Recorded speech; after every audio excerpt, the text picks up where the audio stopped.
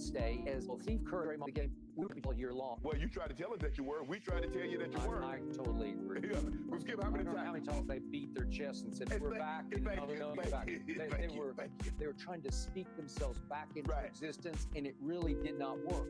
Because in the closeout game in your building, Steph and Clay combined to have their worst shooting performance combined of their playoff career. And it's a long, lengthy, storied playoff career. So you benefited from that. You benefited from Memphis's trouble and Golden State's trouble. They were troubled. What about our trouble? What about the injuries injury bug that besieged us all year long with AD and LeBron in and out of the lineup? Are you healthy now? That's all that matters.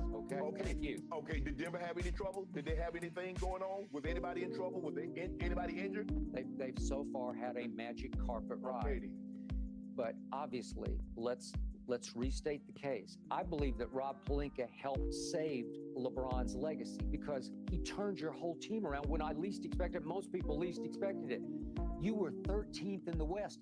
You were looking at missing the playoffs another year, Let me ask you, right? If LeBron James not at the Lakers, what legacy is Rob Pelinka going to have? Okay. Does he have a championship? Yes or no? Okay, he's got a bubble championship. I give you that. Well, hold on. Do you realize the 4 teams that's in the finals this year, where do they come from, Skip?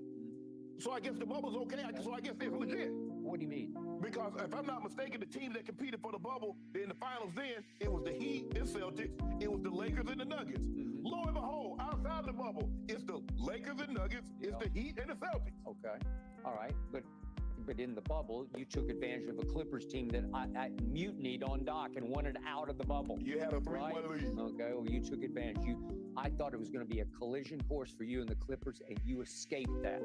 And you got to play the Nuggets, who weren't remotely as good as they are right now. Are you sure your team, the Clippers, were going to be healthy?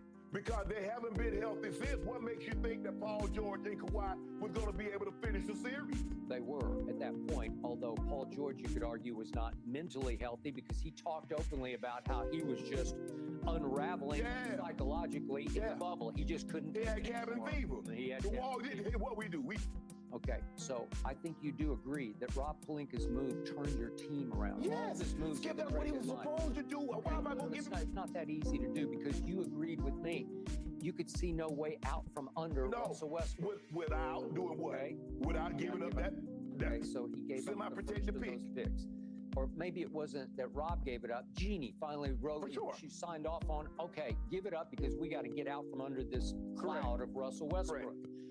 He also got rid of Patrick Beverley, which I thought was crucial because he wasn't right for you. He was so against the grain that he was rubbing everybody the wrong way, even on his own team. Right. He was irritating. He needs to be with a young team. He does. The veterans is not going to. And he worked for the up-and-coming Timberwolves the year before in the playoffs because it's like they all look to him for guidance and for big playmaking in crucial situations. He was not needed on this team. And then all the little big moves that added up to saving. It looked like LeBron once again for the second straight year was going to miss the playoffs. I think you were of the mind they're going to miss the playoffs ahead of the trade deadline, right? Yes. And then you'd look back at the last, what would it be, 3 years back to the bubble. It wouldn't be a pretty sight for LeBron. And all of a sudden, the heavens have reopened. Right. And now you have a chance to go win it all. Well, I would have loved to see how the Lakers would have fared had LeBron and AD not got injured the year after they won the championship because it was a fast turnaround. Yeah. What did they have, 70 days in order to get ready from the time they won the championship until the time the regular season started? That wasn't nearly enough time. AD body starts to break down. We know he's not as durable as you would like to see a superstar player be. And LeBron was in year 17, 18, and that fast turnaround definitely did not do his body well. Okay. So in the bubble, you benefited from a roster that provided you two really big guys. You had Dwight and JaVale. They were both playing a pretty high level, especially on the defensive end. So when you had to face a Jokic, you could play either. We played 3 bodies at it. We could throw AD, we could throw JaVale, we could throw Dwight. Dwight did a great job of being physical with it. He did. And all of a sudden, now it's kind of AD or bust. I don't know if Mo Bamba, I don't know what's going on with him, but he doesn't even dress. I don't know if he's still banged out. Well, I think he came back out for an ankle, eval of his ankle. Okay, so the point is, you've got a 6'10", 5", as you call the big man, right? And he is going to have to play even bigger because He's up against a big front line. Yeah, Jokic's 7 foot. Probably. That's what I'm saying. He's definitely 7 foot. He doesn't jump. He doesn't play above the rim. He plays definitely below the rim. But I'm saying your degree of difficulty is a little higher this time than in the bubble against that guy. Well, it's real difficult, Skip. They're the number 1 seed. We're the 7th seed. You might be the best 7th seed in the history of this tournament. So unless Miami's the best 8th seed in the history of this tournament, right? You can make that case. It doesn't happen very often. Although the Knicks did make it all the way through, they were. I think, if I'm not mistaken, they were the 8th seed and lost in the championship. Okay, so I have said since the trade deadline, I believe you have turned into the best defensive team in all of basketball. But who is your featured defensive player on both the perimeter and the interior? It's Jared Vanderbilt, and he was a sweet pickup from Minnesota by Rob Pelinka. Jared Vanderbilt is tricky for you because he is becoming an offensive liability. Yes. So Golden State, as they are wont to do, they will just shame you. If they don't respect you, they will they will Caitlin Clark you, right? Yeah, they will put they will embarrass you. You got him. They'll do this to you, right? Yeah. And they started doing it to Jared Vanderbilt, and all of a sudden Darvin Ham is saying, I don't know if I can't play him. We can't allow him to play 5-on-4. Okay, so is that a problem? Is against this team? Can't you breathe? You know, okay. Can you? How are you going to offset this? Can you need him? In fact, if I'm Darvin Ham, I play Jared Vanderbilt some on Jokic because I think he can bother Jokic to a degree. I think LeBron will play some on him. I think AD obviously will start on him. I think you start Vandal for the simple fact you want him to guard Jamal Murray to start with, and then you still have Austin Reeves. D'Lo is not much of a defender, so I don't know where you can hide him because you could hide D'Lo some. Yeah. Because the thing was with Clay is not an off the dribble guy. He's just catch and shoot. Okay. So we kind of know where he's gonna be. All right. You don't want D'Lo on 6'10" Michael Porter because he's gonna post him up. You don't want him on Aaron Gordon. He's 6'8" with a big frame. So maybe you could put him on Caldwell Pope. Okay. All right. So now to my biggest issue with your team.